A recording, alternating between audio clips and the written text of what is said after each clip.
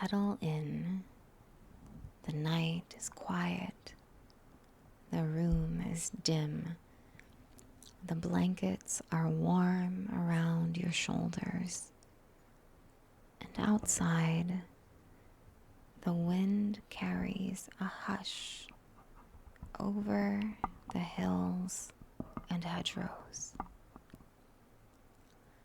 Let the day fall away and allow me to take you to another time, to the moors of northern England, where an old stone house waits with creaking doors and candlelit halls, and where a young girl named Jane begins her quiet, brave journey.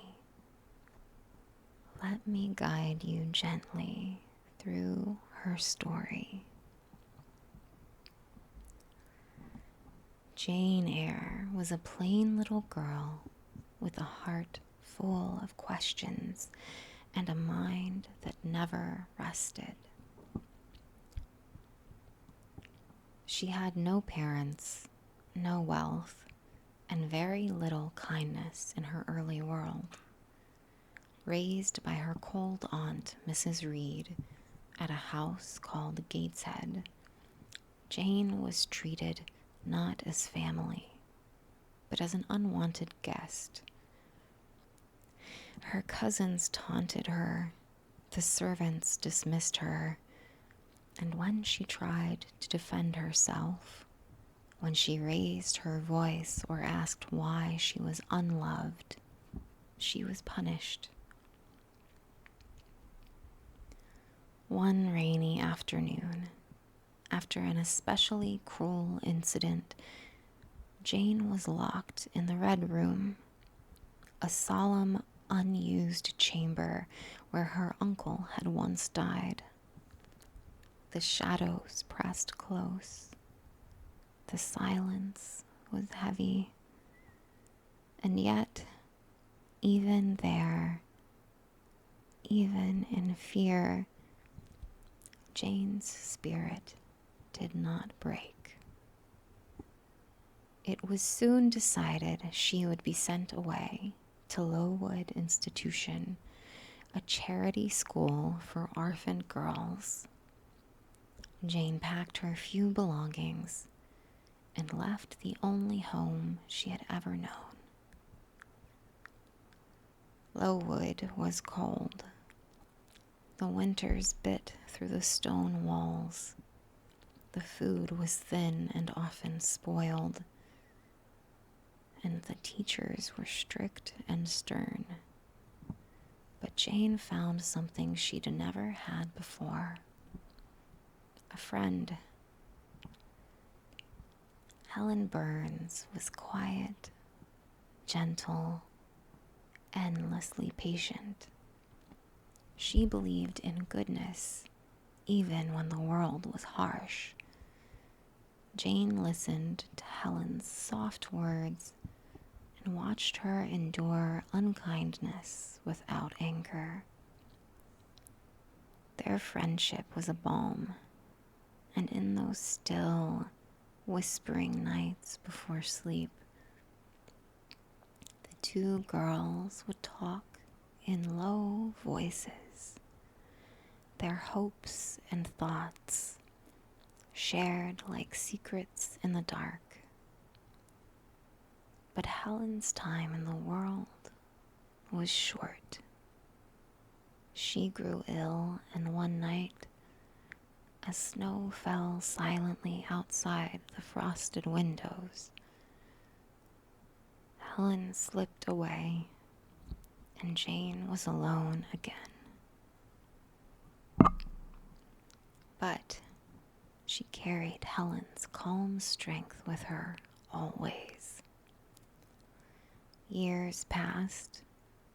Jane became a teacher at Lowood, quiet, competent, and thoughtful. But something in her longed for more, for change, for life beyond those gray walls. So she placed an advertisement offering her services as a governess, and one day a letter arrived. A position at a place called Thornfield Hall. She accepted. Jane traveled alone by carriage, the countryside rolling past in gentle swells until Thornfield rose ahead of her, a grand, mysterious manor surrounded by quiet gardens and ancient trees. Inside, she was welcomed by Mrs. Fairfax, the kindly housekeeper, and introduced to her new charge, little Adele, a cheerful French girl with wide eyes and boundless energy.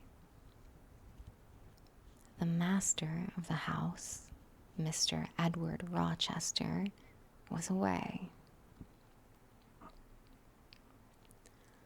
Until one dusky evening, as Jane walked along a quiet lane near the estate, a horse galloped toward her. It slipped slightly on the ice, and its rider was thrown. A dark, brooding figure with sharp features and an impatient tone. This was Mr. Rochester. Their first meeting was hardly gentle, and yet something passed between them. A spark, a gravity. Jane returned to Thornfield. Mr. Rochester did too, and slowly he began to speak with her, not just as employer to servant, but as equals in thought. They talked by the firelight in the drawing room, long, winding conversations filled with clever remarks, silences that held meaning, and glances that lingered. He was not a man who offered affection easily. He was complicated, burdened, proud, but curious about Jane. And Jane, who had always felt invisible, found herself seen deeply, honestly, perhaps for the first time in her life. She did not understand it at first, the warmth in her chest, the way her heart beat faster when his footsteps echoed down the hall. She loved him, and to her disbelief, he loved her too. He asked her to marry him. She said yes. But happiness for Jane was never without shadow. On the morning of their wedding, as the vows were to be spoken, a voice rang out from the back of the church. The ceremony stopped. Mr. Rochester was already married.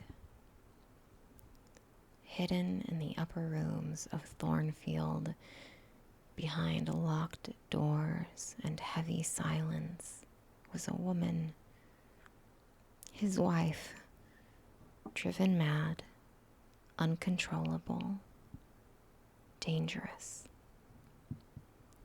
He had tried to live a new life, but the truth had come, as truth always does. Jane, heartbroken and betrayed, could not stay.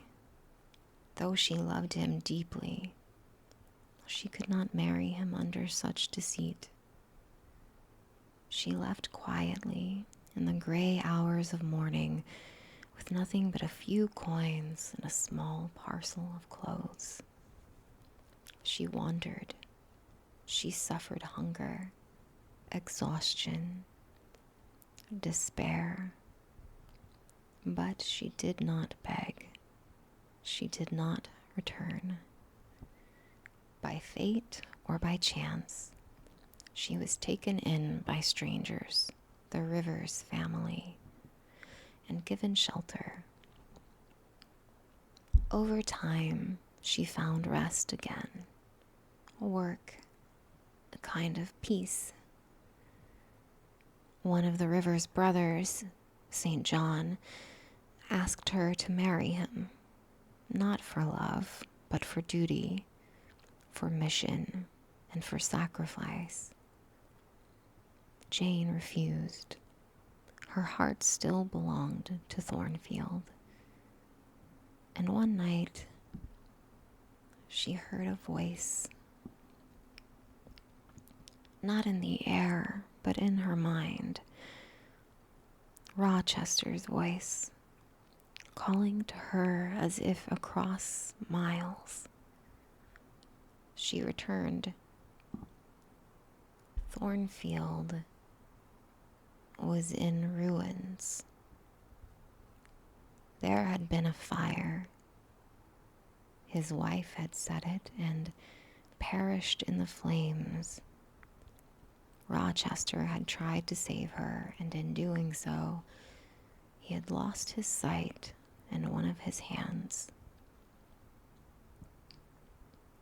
Jane found him in a small, secluded house, living quietly, blind and alone.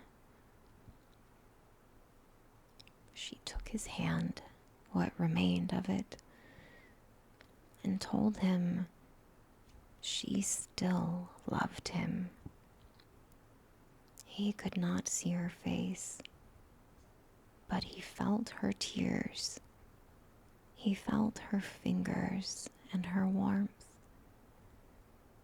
And there, in that quiet house, surrounded by green, Jane and Rochester finally lived the life they had once only dreamed of. One built not on grandeur or illusion, but truth and love freely chosen. So now you've heard her story, not rushed, not whispered, but told gently, like the turning of soft pages beneath a reading lamp.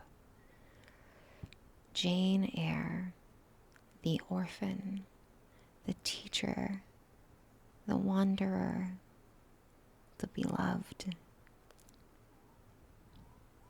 Her strength, her quiet, unwavering strength, carried her through a world that so often told her no. And in the end, she found a place that said yes. May her story and her strength drift through your dreams tonight. Good night.